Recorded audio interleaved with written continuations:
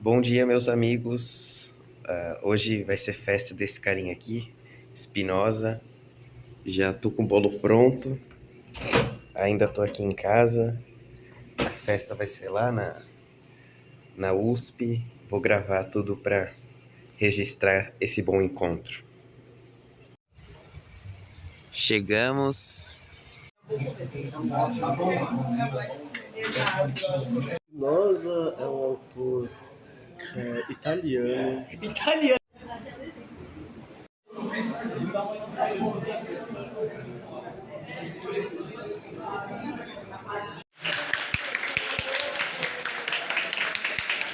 Coloque, aquela coisa toda.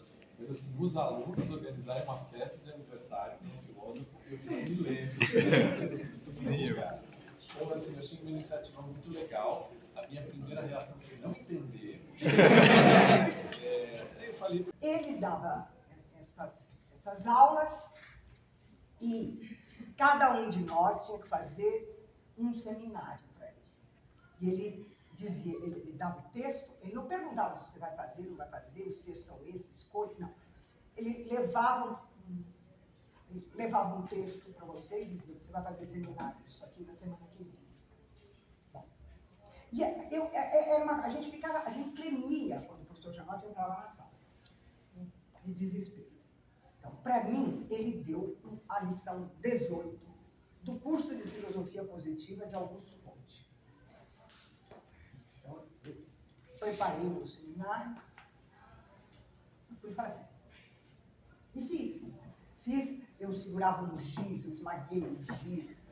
Eu estava apavorada, minha perna fazia assim, embaixo da mesa. Bom, quando eu terminei, ele disse, Helena, que edição do Conte você está usando? Eu tremi nas balas. Primeiro que eu não sabia que havia várias edições. Segundo que eu não tinha olhado na capa do livro que edição era aquela. Terceiro que eu nunca imaginei que alguém ia me fazer essa pergunta. Eu falei, não sei, professor. Ele falou, é uma edição estranha, porque você fez tudo com o livro de ponta cabeça. Eu estava tão apavorada de fazer um seminário com o Janotti, que eu li o livro de ponta cabeça. Se você me perguntar como foi que eu fiz isso, eu não faço ideia. Eu imagino que o Spinoza veio já naquela época e me iluminou e me fez ler o livro. Né? Então, isso era para dar para vocês um pouco o clima. Ora, as aulas do professor Lívio eram de outra natureza, sabe? Era uma coisa tranquila, bonita, paciente, né? E a gente nunca tinha estudado Spinoza. A gente sabia que existia um filósofo do século XVII chamado Spinoza, mas estudar Spinoza ninguém tinha estudado. E eu me lembro que para o vestibular, ele estava na lista do vestibular do Spinoza. E a professora do cursinho deu uma aula sobre o Tratado da Emenda do Intelecto. Eu não entendi nada. Mas não é que eu entendi pouco, eu não entendi nada.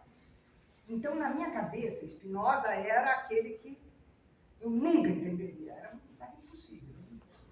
A minha experiência era da angústia total, porque eu não entendi nada. Bom, e aí, mas o professor Lívio não deu sobre o tratado, ele deu um curso sobre a ética. Né? E a ética inteira. E é por isso que eu fiquei sabendo que ele tinha sido pastor protestante. Porque eu disse a ele assim, na última aula, quando chegou ao amor intelectual de Deus, na parte 5 da ética, eu, apesar de tudo ser tão cerimonioso, como eu contei para vocês, né, eu tive um repente. E eu disse, professor, eu procurei esse Deus a minha vida inteira. Um Deus que não me castiga e não me culpa. Eu procurei isso. Aí depois eu morri de vergonha de ter falado isso. E ele veio até a mesa onde eu estava. E disse, Dona Marilena, eu estou vendo o amor intelectual de Deus pela primeira vez. Então, tratado político. No caso do tratado político, você encontra determinadas teses, particularmente as teses sobre a democracia, que são extraordinárias. Está falando do mundo que é nosso. Né? Mas muito do que ele discute é datado. Né? Então, é importante a maneira como ele discute a monarquia, para você avaliar o que significa o poder de um só. Né? É importante a análise que ele faz da aristocracia, para entender o que significa a divisão de classes. Né? Mas é importantíssimo o modo como ele pensa a democracia, que é um modo original. Aliás, diga-se de passagem, ele é o único filósofo, até o final do século XIX, o único que defende a democracia. Os filósofos todos, ou eles defendiam a monarquia, ou eles defendiam a aristocracia. Tanto que a primeira tese de Spinoza é a superstição. É efeito e não causa da imagem enganosa que nós temos de Deus. A segunda tese é a Sagrada Escritura não contém mistérios teológicos, mistérios metafísicos, mistérios filosóficos. Ela é um texto religioso de fácil compreensão, porque ele é destinado às almas dos seus fiéis. E ele tem uma frase formidável, ele diz: seria estranhíssimo que Deus, tendo decidido falar com os homens, decidido se revelar aos homens, falasse com eles numa linguagem que eles não pudessem entender, e que precisasse dos filósofos, dos teólogos para decifrar. Tem cabimento na coisa dessa. E ele diz: o que as escrituras têm como mensagem? Amar a Deus sobre todas as coisas e ao outro como a si mesmo. Ele diz: esse é o grande preceito que está lá. Esse é o preceito universal que está lá. O mais é particular. Ela narra a história de um povo. E a história religiosa, a história... O que é a democracia? É um instante no qual um coletivo ocupa um determinado espaço e ali habita, convive, trabalha e troca entre si, de maneira igualitária, os produtos do trabalho. Vou fazer um parênteses. Marx leu o Tratado Teológico Político e anotou. Escreveu. Ele é o único. Eu estou falando essas coisas não é para que vocês se convertam ao espinosismo e tudo que façam na é só para que vocês tenham ideia da grandeza desse cara. Da grandeza. Então, e finalmente, né?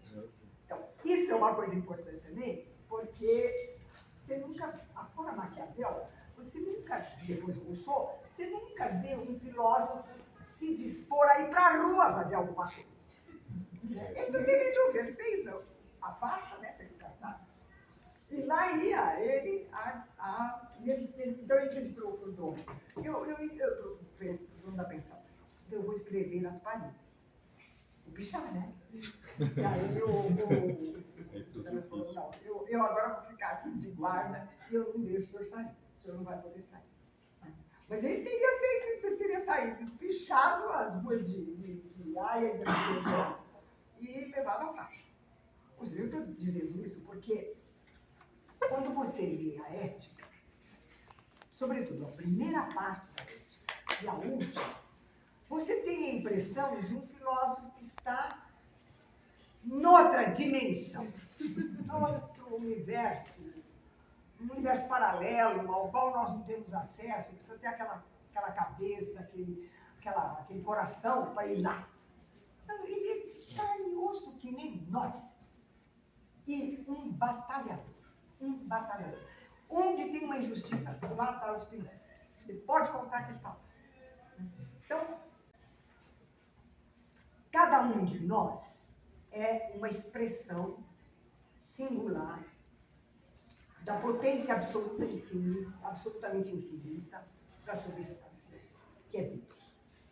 Então, Deus é imanente ao mundo e nós somos expressões singulares da ação de Deus. Nós somos efeitos desta ação. E, como efeitos da ação, nós somos também causa. Nós somos a causa eficiente do que se passa em nós. E o modo como nós nos relacionamos com o que está fora de nós. Olha, o que ele diz é o seguinte: a tradição afirma que a plebe é temível quando não treme. É preciso, né? Quando não tem, é preciso que a plebe tenha medo.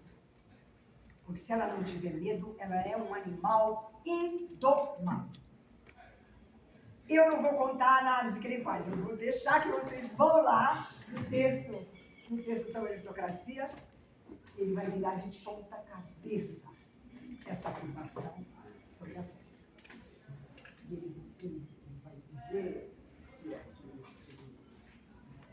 é um olhar dividido, um olhar do aristocrata que vê a plebe como terrível.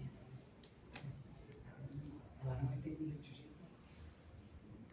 Então, também é o primeiro filósofo, um dos únicos, a dizer que o poder popular não é de maneira nenhuma despótico, não é de maneira nenhuma terrível, não é de maneira nenhuma segregador. Então, para um cara desse, essa festa de aniversário é o melhor. Obrigada! Quero futebol. Eu queria agradecer, dentro da gestão que fizeram, de fato, a organização e todo o rolê do evento mesmo, a Maria Fernanda e o Vitor da Milano.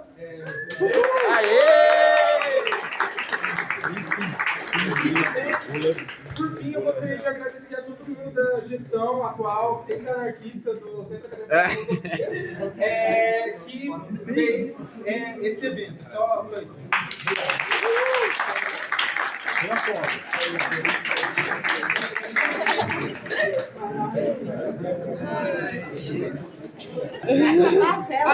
Vamos cantar já e parabéns pra você nessa data querida, muitas felicidades, muitos anos de vida.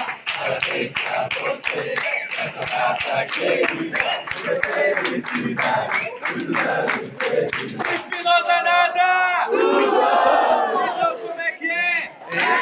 É big, é big, é big, é big, é big. É hora, é hora, é hora, é hora, é hora.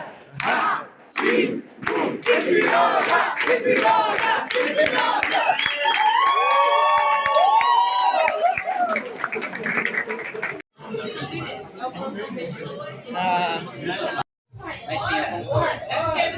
Alconatos, hein? Eu odeio. Não!